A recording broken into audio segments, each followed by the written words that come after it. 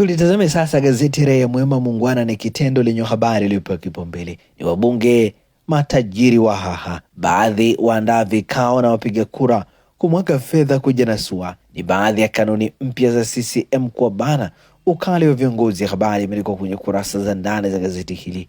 Kesi ya Lissu Chadema, polisi kesho hapatoshi. Habari imeandikwa kwenye kurasa za ndani za gazeti hili. Achukua fomu ya urais, ni nani huyo? Undani wa taarifa hii ni katika ukurasa wa 3.